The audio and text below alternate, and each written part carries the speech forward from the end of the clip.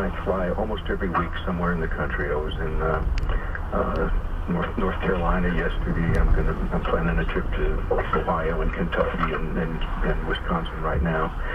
So I'm working to save the planet by supporting healthy trees and cutting carbon in the atmosphere and promoting oxygen, stuff like that. At the same time, I'm flying, which is one of the most carbon-intensive and most destructive things possible to do.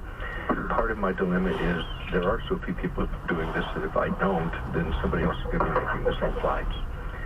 So the question is, how do I resolve this? How do I get comfortable with, on the one hand, trying to fight climate change, at the other hand, contributing mightily to it?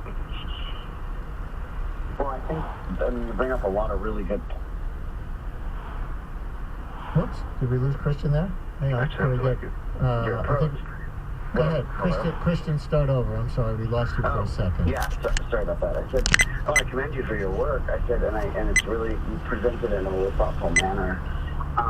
Is there, I guess, the only thing that we dedicated to it, but to maybe continue to do, as I'm sure you are on the ground and in your free time, to advocate for and to limit your carbon footprint emissions so that maybe it doesn't quite balance the airport and the airplane carbon emissions and for how often you're flying, but maybe that could be, a halfway compromise. So there's a possible resolution, or at least environmental trade-off and some ethical comfort. Tim, I'm just curious before we move on, if your job is to do environmental audits and you're flying all over the place and burning all that carbon or emitting all that carbon to do that, what does your employer say about that?